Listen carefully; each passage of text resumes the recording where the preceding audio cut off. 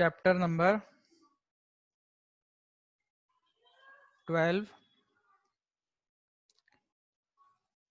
Electricity.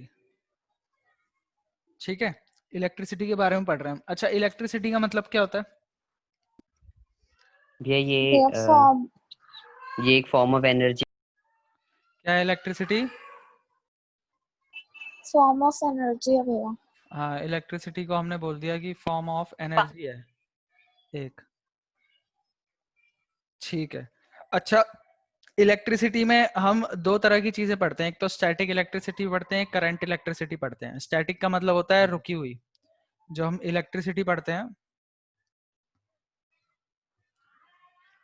Electricity जो हम पढ़ते हैं वो दो तरह की पढ़ते हैं। एक हम पढ़ते हैं स्टैटिक इलेक्ट्रिसिटी और एक हम पढ़ते हैं करंट इलेक्ट्रिसिटी। ठीक है, आपका जो सिलेबस है वो करंट इलेक्ट्रिसिटी का है। स्टैटिक इलेक्ट्रिसिटी आप बचपन में पढ़ चुके हो ना, जैसे सर में हम स्केल रगड़ते हैं तो उसमें चार्ज आ जाता है ना? हाँ भैया, इंडक्शन वगैरह। हाँ, वो सारी चीजें जो है स्टैटिक इलेक्ट्रिसिटी में आती है। ये आपके सिलेबस में नहीं है अभी इस साल हमको करंट इलेक्ट्रिसिटी पढ़ना है। ठीक है, तो बेसिकली हमारा जो चैप्टर है वो करंट इलेक्ट्रिसिटी का है। अच्छा, आप मुझे एक बार ये भी बता दो फिर करंट क्या होता है? करंट भी है flow of ions. Flow of electrons. Current को हम बोल रहे हैं कि करंट हमारा क्या है? करंट का मतलब होता है बच्चों बहाव। करंट का मतलब क्या होता है? बहाव या फ्लो। कभी आपने ये टर्म सुनी है, वाटर करंट? हाँ भैया, पानी का बहाव। वाटर करंट का मतलब होता है बहता हुआ पानी या पानी का बहाव, है ना? बहता पानी है वाटर करंट, हम बोलते हैं बहते हुए पानी को। ठीक है, और इसी तरह जब हम बोलते हैं इलेक्ट्रिक करंट, जब हम बात करते हैं इलेक्ट्रिक करंट की, तो इलेक्ट्रिक करंट का मतलब क्या है? बहता चार्ज। ठीक है, इलेक्ट्रिक करंट फ्लो का ऑफ मतलब क्या चार्जेस। है? बहता हुआ चार्ज। ठीक है, तो ये हमारा क्या हो गया? इलेक्ट्रिक करंट में चार्ज हमारा फ्लो कर रहा है। ठीक है, यही सब हमको पढ़ना है इसमें धीरे धीरे करके।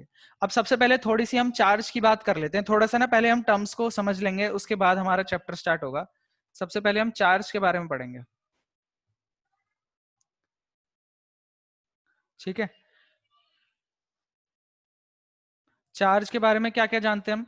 चार्ज हमारे दो तरह के हो सकते हैं। एक तो हमारे पास पॉजिटिव चार्ज होता है, positive and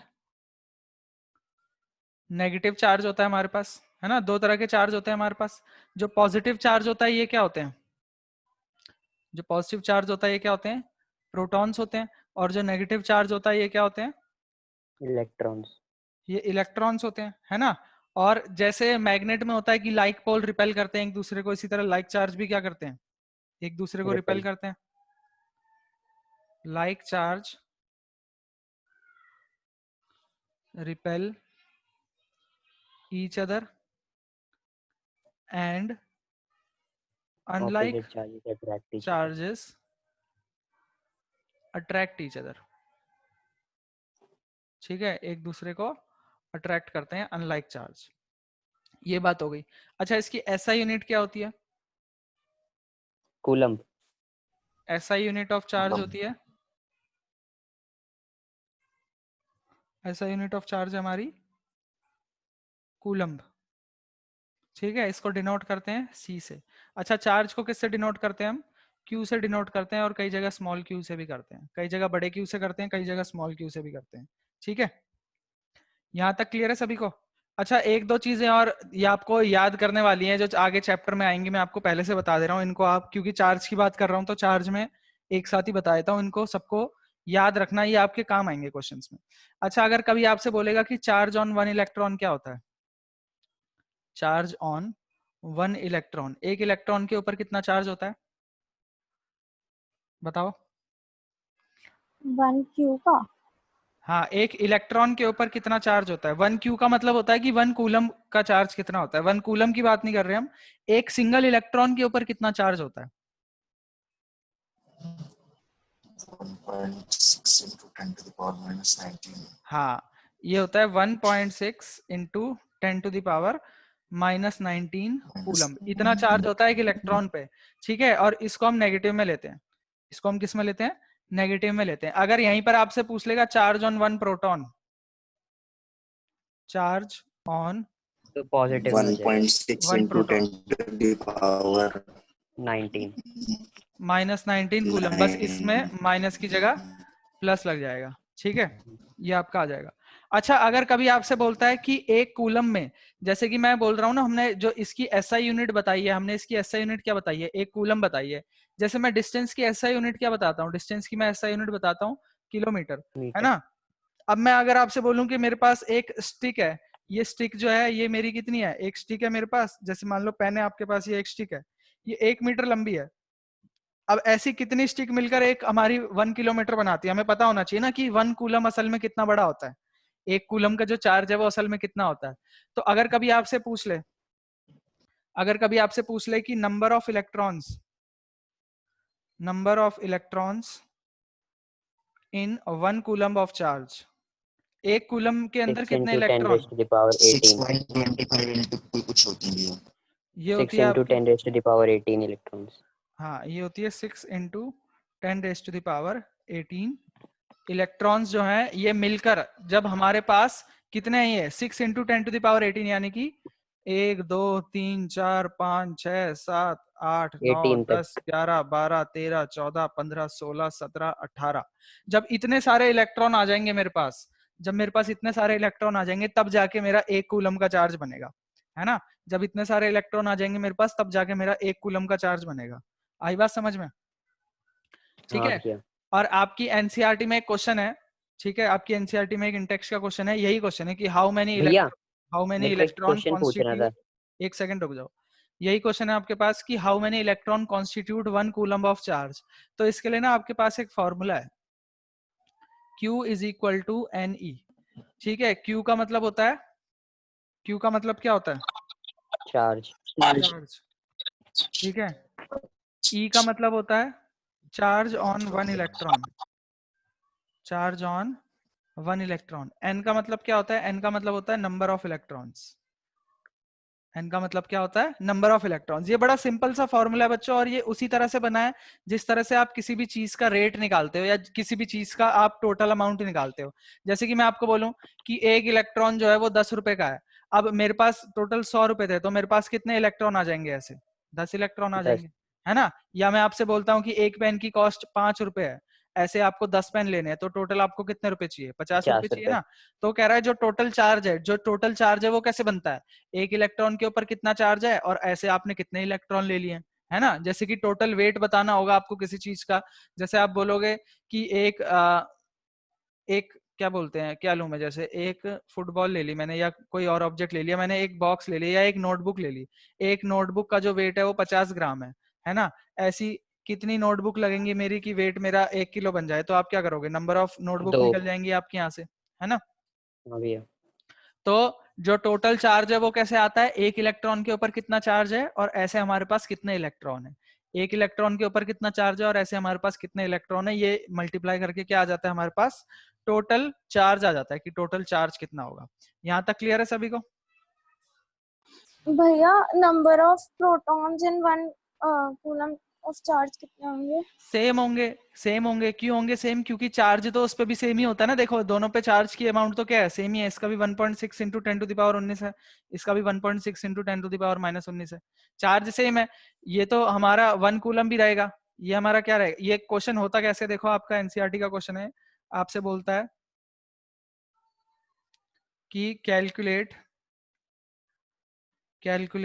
the number of electrons constituting 1 coulomb of charge, constituting 1 coulomb of charge।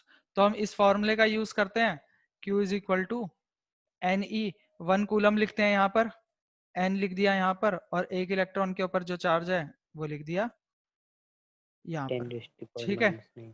अब इसको क्या करते हैं, ये मल्टीप्लाई में इस साइड आके डिवाइड में आ जाएगा, 1.6 into 10 to the power -19 is equal to N। अब देखो कैलकुलेट करके दिखा देता हूँ मैं आपको, ये पॉइंट है यहाँ पे हट जाएगा, ये 0 लग जाएगा, ठीक है। अब ये 10 टू द पावर -19 है, ऊपर जाके क्या हो जाएगा, प्लस का 19 हो जाएगा ना, +19। हाँ ये हो भैया। जाएगा 10 into 10 to the power plus का 19 अपॉन 16। अब देखो 16 तो 10 को काट नहीं पाएगा, डिवाइड नहीं कर पाएगा। मैं एक काम करता हूँ, 10 की जगह यहाँ पे 100 लिख लेता हूँ। अगर मैं यहाँ पे 100 लिखूंगा तो इसकी पावर 1 कम कर दूंगा, है ना? हाँ भैया। इसकी पावर 1 कम कर दी। अब देखो 100 में से जब हम 16 को डिवाइड करेंगे तो मेरे को पता है 16 6 जा क्या होता है, 96, है ना? 16 6 जा 96 होता है। हाँ ये भैया। मेरा 6.25 इंटू 10 टू द पावर 18 आता है, ठीक है। और इसको हम राउंड ऑफ करके 6 ही लिख देते हैं। ये 6.25 इंटू 10 टू द पावर 18 आता है, और हम इसको क्या लिखते हैं, राउंड ऑफ करके 6 ही लिखते हैं, 6 इंटू 10 टू द पावर 18। ये क्लियर है? हाँ भैया। सबको क्लियर भैया है? मेरे को एक वो जनरल क्वेश्चन पूछना था। हाँ। मतलब हम लोग बोलते हैं कि नेचर में पूरी लाइट की स्पीड तेज होती है, तो पर ऐसे तो करंट की स्पीड इससे भी तेज है। नेचर में हम क्या बोलते हैं, लाइट की स्पीड तेज है। हाँ, सबसे तेज बोलते हैं ना। हाँ, पर तो ऐसे तो करंट की स्पीड उससे भी तेज है। पर करंट को एक मीडियम चाहिए ना फ्लो करने के लिए। लाइट को मीडियम नहीं चाहिए फ्लो करने के लिए। लाइट अपना नॉर्मली वैक्यूम में भी तो ट्रेवल कर लेती है। अच्छा, और एक बात बताओ, लाइट की मेरे ख्याल से ज्यादा है स्पीड नहीं करंट भैया, की। 3 इंटू 10⁸ ही तो होती है, और इसकी क्या है? मीटर पर सेकेंड। इसकी क्या है? और इसकी 1.6 कहाँ है? इसकी अभी आपने बताई थी इसकी मैंने 6। बताई नहीं। ये तो नंबर ऑफ अच्छा, इलेक्ट्रॉन नहीं है। बताई आपने। हाँ ये भैया। तो नंबर ऑफ तो इलेक्ट्रॉन इसकी है। पर इससे कम होती है ऑब्वियसली कम लाइट होती है। से। एक बात बताओ, अगर मैं अभी, तो ये होता है कि हम घर में बटन दबाते हैं तो लाइट जल जाती है ना? हम घर में बटन दबा देते हैं तो हाँ लाइट भैया। जल जाती है। पर आपने कभी किसी मूवी वगैरह में वो देखा है कि कोई मतलब एक पहाड़ वगैरह पे खड़ा होता है और पूरे शहर पे देखता है कि पूरे शहर की लाइट दिख रही होती है? तो ऐसी अगर बटन दबाते हैं तो शहर में एक एक करके एक तरफ से लाइट जलनी स्टार्ट होती है। हाँ भैया। अब मुझे एक बात बताओ, ये तो उसकी बात कर रहा हूं मैं, अगर मान लो कभी ऐसा हो कि मैं इंडिया में एक बटन दबा रहा हूं और उससे अमेरिका की लाइट जलनी है, तो करंट को ट्रेवल करने में जितना टाइम लगेगा वो ज्यादा होगा, या लाइट को पहुंचने में जितना टाइम लगेगा वो ज्यादा होगा? जो सूरज की रोशनी है वो हमारे पास जल्दी आ जाती है। सूरज की रोशनी सन से आ रही है, सन से यहाँ पर आने में 8 मिनट लगते हैं। मेरे ख्याल से करंट को ज्यादा टाइम लगेगा, हाँ भैया, हाँ सही कह रहे हो। है ना? करंट को ट्रेवल करने में थोड़ा सा ज्यादा टाइम लगेगा। चेक कर लें क्या? हाँ भैया, देख लो एक बार। सही बोल रहे हो इस पे आप। स्पीड ऑफ लाइट और speed of current. Light travels through empty space at 186 इतना miles per hour. The electricity which flows only about 1/100th ये है तो स्पीड बहुत ऑफ लाइट के। बहुत। हाँ यानी भैया, कि जो स्पीड ऑफ लाइट है वो 100 गुना तेज चल रही है इससे। बहुत आगे तो। ठीक है। At your home much slower, ये आपकी बहुत स्लो आ रही है। ठीक है, तो कहने का मतलब है लाइट अभी तक जीता हुआ है इससे। हाँ भैया। चलो, यहां तक क्लियर है सबको? हाँ सर, क्लियर है। आगे बढ़े। अब हम पढ़ते हैं इलेक्ट्रिक करंट के बारे में। नेक्स्ट हम पढ़ते हैं इलेक्ट्रिक करंट के बारे में। इलेक्ट्रिक करंट, इसको हम क्या बोलेंगे? इलेक्ट्रिक करंट को हम क्या बोलेंगे? It is the flow of charge, it is the flow of charge per unit time, per unit time through a conductor. ठीक है, इलेक्ट्रिक करंट क्या है? Flow of charge per unit time through a conductor. तो इसका formula हो जाता है ये, I is equal to Q/T। Q upon T। ठीक है, इसमें हमारा I क्या है? करंट। यहाँ पे लिख लेते हैं, I है हमारा इसमें करंट। ठीक है, करंट को हम I से डिनोट करते हैं। Q हमारा क्या है, अभी हम पढ़ के आए हैं, चार्ज। चार्ज। चार्ज। और T हमारा क्या है? T टाइम है। टाइम पे T हमारा टाइम। टाइम है बेटा। ठीक है, अब देखो, I is equal to Q by T, ये इसका फॉर्मूला हो गया। ठीक है, या हम बोल सकते हैं current is equal to charge upon time. अच्छा, अगर इसकी एसआई यूनिट की बात करूं तो अभी यहाँ पर कंडक्टर देख के मुझे कुछ चीज याद आई है, कंडक्टर के ऊपर भी थोड़ा सा डिस्कशन कर लेंगे, कंडक्टर इंसुलेटर वगैरह। SI unit of ampere. Current क्या होती है? एम्पेयर। एम्पियर। ये होती है कूलम पर एम्पियर। सेकंड। ठीक है, इसको हम कैपिटल ए से डिनोट करते हैं। ठीक है, और करंट को मेजर करने वाला डिवाइस क्या है? The device which volt. Measures, ammeter. हाँ, करंट इन अ सर्किट। बेटा म्यूट कर लो, किसी के यहाँ से डिस्टरबेंस आ रही है। देखो बच्चों, अब हम सर्किट्स की बात करेंगे, सर्किट्स भी अभी डिस्कस कर लेंगे हम। हमने आपने थोड़े बहुत तो इलेक्ट्रिक सर्किट देखे होंगे बचपन में भी, है ना? ये हमारी बैटरी होती है। ठीक है, ये बैटरी है, ये मान लो हमारा बल्ब है। ठीक है, अब इस सर्किट के अंदर, इस सर्किट के अंदर कितना करंट फ्लो हो रहा है? हमारे पास एक डिवाइस है, जब आप अब स्कूल में फिजिक्स वगैरह के अब एक्सपेरिमेंट तो होंगे नहीं, पर अगर होते आपके स्कूल में तो आपको दिखाया जाता कि हम जो है इस सर्किट में कितना करंट फ्लो हो रहा है उसको नाप सकते हैं, कि इस करंट सर्किट में कितना करंट फ्लो हो रहा है इसको हम नाप सकते हैं। हम क्या करते हैं, एक डिवाइस लगाते हैं जिसका नाम है एमीटर। एक डिवाइस लगाते हैं जिसका नाम क्या है? एमीटर नाम का डिवाइस लगाते हैं हम। ठीक है, उस डिवाइस को ऐसे लगा देते हैं यहाँ पे, जैसे ये ऐसे डिनोट करते हैं उसको। ठीक है, ये हमने बोलते हैं कि ये हमने क्या लगा दिया? एमीटर लगा दिया है। ऐसे एमीटर के भी दो टर्मिनल होते हैं, जैसे इस बैटरी के दो टर्मिनल होते हैं, ये पॉजिटिव टर्मिनल है, ये नेगेटिव टर्मिनल है। ऐसे अगर बैटरी होती है तो जो इसका लंबा वाला, ये वाला हिस्सा है, जो लंबा वाला जो क्या बोलते हैं डंडा है, ये पॉजिटिव टर्मिनल को डिनोट करता है, छोटा वाला नेगेटिव को डिनोट करता है। ठीक है, तो ये बैटरी का पॉजिटिव टर्मिनल है, ये बैटरी का नेगेटिव टर्मिनल है। एमीटर के भी दो टर्मिनल होते हैं, एक पॉजिटिव होता है, एक नेगेटिव होता है। और एमीटर को हम इस तरह से लगाते हैं, बच्चों ध्यान रखना, एमीटर को हम इस तरह से लगाते हैं कि बैटरी के पॉजिटिव से एमीटर का पॉजिटिव कनेक्ट हो। कई बार आपसे एमसीक्यू में पूछ लेगा कि कौन सी फिगर गलत है, कई बार आपसे एमसीक्यू में पूछ लेगा कौन सी फिगर गलत है, आपके सामने 4 फिगर बना देगा। ठीक है, उसमें से कोई ऐसे एक ऐसी फिगर बना देगा जिसमें ये और रखा होगा। ठीक है, तो ये वाली आपकी गलत फिगर हो जाएगी, है ना? हम बैटरी के पॉजिटिव से एमीटर का नेगेटिव कनेक्ट नहीं करते कभी भी। ठीक है, पॉजिटिव से पॉजिटिव कनेक्ट करते हैं। ये बैटरी का पॉजिटिव है, इससे करंट जाके इसके भी पॉजिटिव टर्मिनल में ही जाएगा। ये चीज क्लियर है सभी को? हाँ भैया। हाँ भैया। ठीक है, इसको हम मेजर करते हैं किससे? In a circuit is the device which measures ammeter. Current in a circuit is ammeter.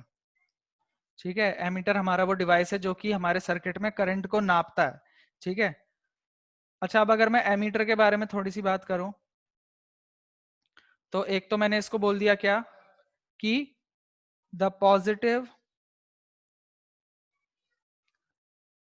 Terminal of ammeter is connected with the positive positive terminal. Terminal of battery.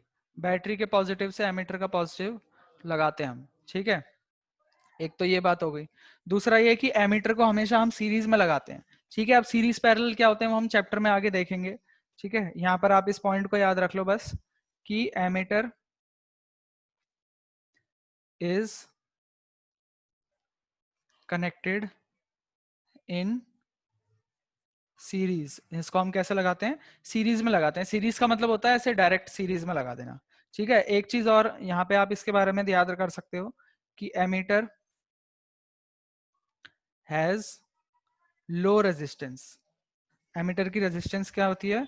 लो होती है। रेजिस्टेंस का मतलब ये करंट का flow होने देता है, current के फ्लो को रोकता नहीं है। रेजिस्टेंस का मतलब होता है जो करंट के फ्लो को अपोज करता है। ये भी हम देखेंगे चैप्टर में आगे। ठीक है, अभी के लिए आपको इसमें इतना ही समझना था।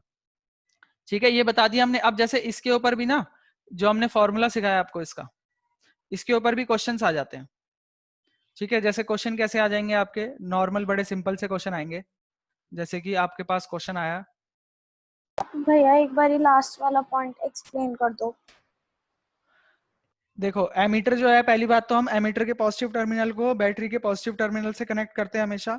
ठीक है, दूसरी चीज ये कि एमीटर को हम सर्किट में हमेशा सीरीज में लगाते हैं। सीरीज में लगाते हैं मतलब इससे ये डायरेक्टली कनेक्टेड होगा। इससे डायरेक्टली कनेक्टेड होगा। सीरीज और पैरेलल इसी चैप्टर में हमारा आगे आएगा, तो तब आपको थोड़ा सा ढंग से बताएंगे सीरीज और पैरेलल में क्या होता है।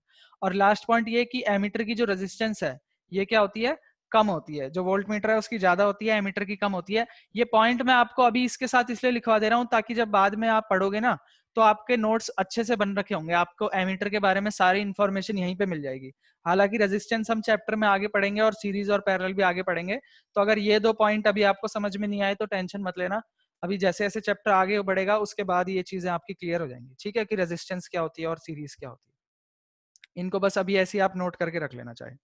ठीक है, अब मैंने आपको बताया कि मैंने आपको जो फॉर्मूला सिखाया है I is equal to Q by T, ठीक है, इस पर कैसे क्वेश्चन आ जाते हैं। तो देखो हम बुक खोल लेते हैं यहाँ पर,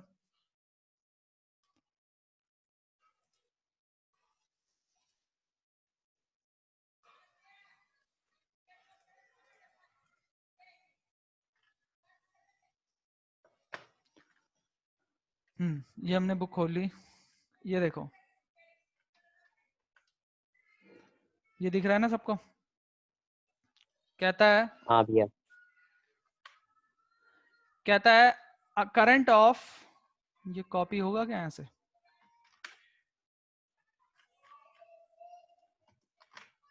कॉपी हो गया है तो